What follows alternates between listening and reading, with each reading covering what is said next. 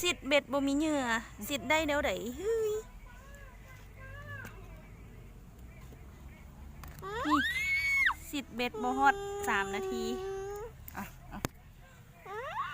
โอเคโอเคแม่ให้ลูก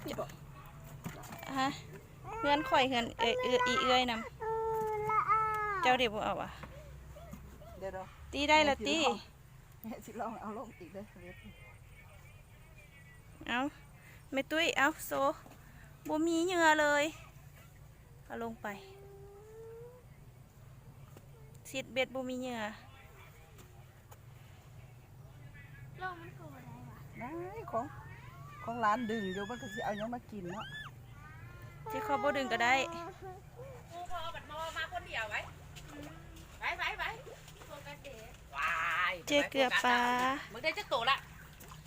ว้าได้หลาย ถึงตายแล้วฮะ หลาย เอ๊ะไปกบกันเลยพอมันจะโทษ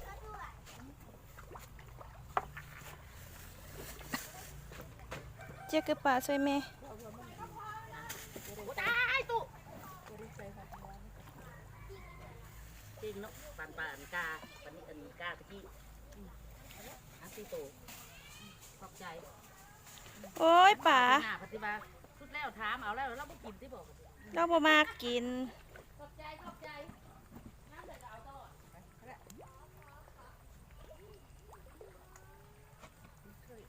เฮ้ยตายตอนนี้สิเข้าหนาคน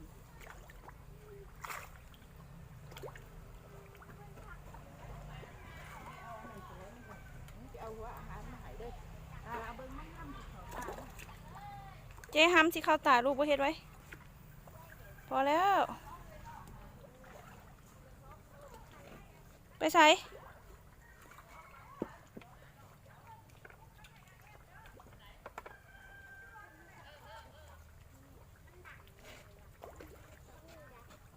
โอ้ยคนเกลือปลาปลาไม่กินข้าวอยู่กินห้ำ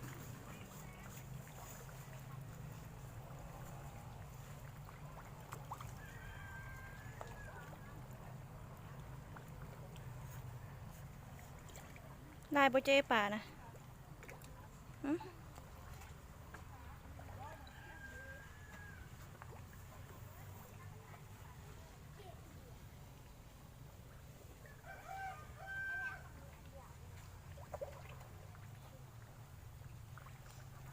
ป่าไอเจ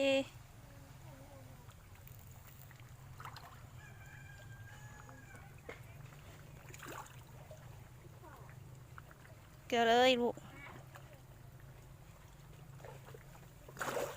ว้ายตกใจลูกมาปะตูกันไหมล่ะกันกำเลยลูกโอ้ยจับเทอร์เมตรหลายๆแม่เอาหลายๆรถ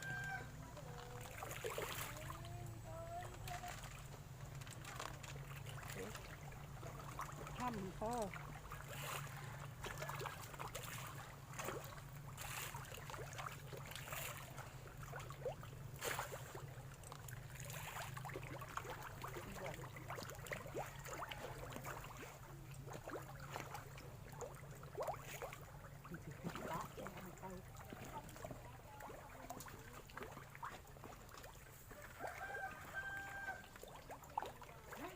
เกลืออีกเกลือหลายๆลูก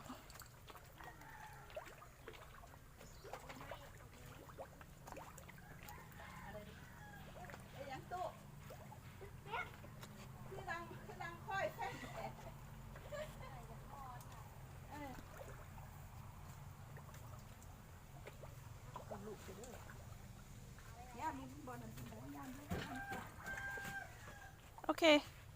ถอกเลยเจถอกเลยนี่ไม่ถอกเด้อถอกใส่กันถอกใส่กัน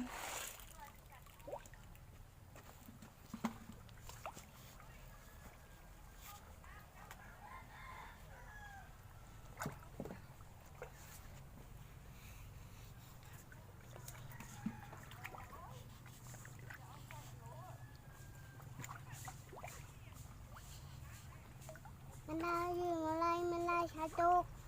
โดยไม่เราจะตก จะยิงได้ จะยืนหยังโอ้ลูกยืนอยู่นี่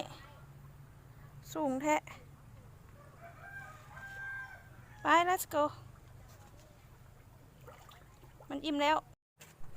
ป๋าซิดเบ็ดบ่มีเหงื่อจับช่วยกันมะช่วยกัน let's go เอา4ตัว ไปจืนปลาเค็ม